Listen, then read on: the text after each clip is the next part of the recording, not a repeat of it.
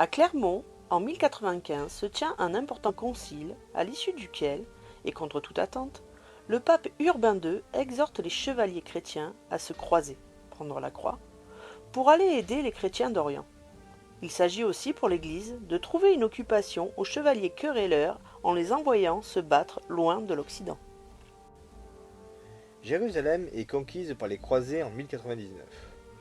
Les chevaliers francs établissent alors en Terre Sainte des États latins d'Orient. Et Godefroy de Bouillon devient avoué du Saint-Sépulcre.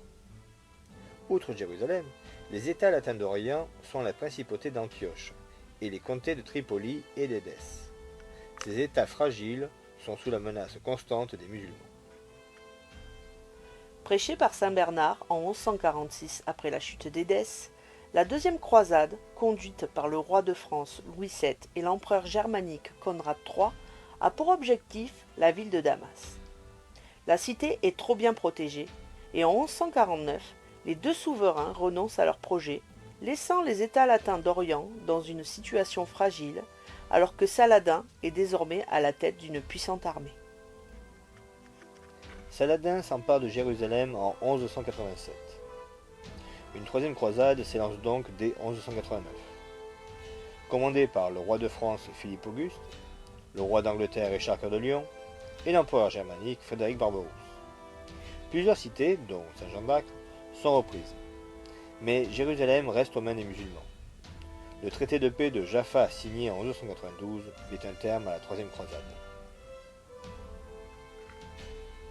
Constantinople est sur la route de la quatrième croisade lancée en 1202, mais cette fois les croisés n'iront pas plus loin. L'occasion, en effet, est trop belle d'affaiblir la puissance de la capitale de l'Empire byzantin et de s'enrichir à bon compte. La ville est prise d'assaut en 1204, puis livrée au pillage.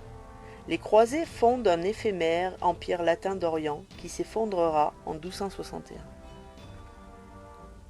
En 1217, une cinquième croisade s'élance vers l'Égypte et permet à Jean de Brienne de s'emparer de Damiette en 1219. Le pape Honorius III espère négocier pour échanger les conquêtes faites en Égypte contre Jérusalem. Mais c'est l'échec. Les croisés restituent Damiette et rembarquent sans que rien ne change en Terre Sainte. En 1228, Frédéric II, empereur du Saint-Empire romain germanique, arrive en Terre Sainte et s'empare de Jaffa. L'année suivante, il signe avec le sultan du Caire un traité qui lui permet de reprendre Bethléem, Nazareth et encore mieux, Jérusalem, qui redevient chrétienne sans coup férir après cette sixième croisade.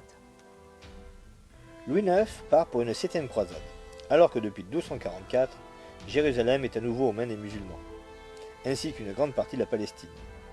En 1249, le roi de France s'empare de la ville de Damiette en Égypte avant de se diriger vers le Caire.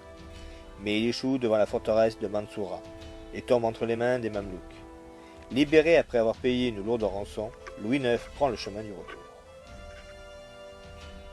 La huitième croisade est entreprise en 1267 par Louis IX alors que le sultan Bébar s'est emparé des dernières forteresses franques en Terre Sainte. Le roi de France fait le siège de Tunis où il trouve la mort en 1270. La croisade s'achève là et tous les espoirs de reconstituer les États latins d'Orient sont perdus. En 1291, Saint-Jean d'Acre, la dernière ville tenue par les Francs, tombe aux mains des musulmans.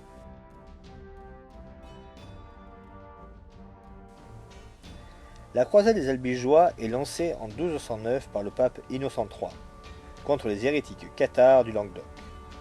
Des milliers d'entre eux meurent sur les bûchers, tandis que la guerre fait rage entre barons du Nord et villes du Midi. La croisade s'achève en 1229, après l'intervention du roi de France, Louis VIII le Lion, qui pacifie enfin la région.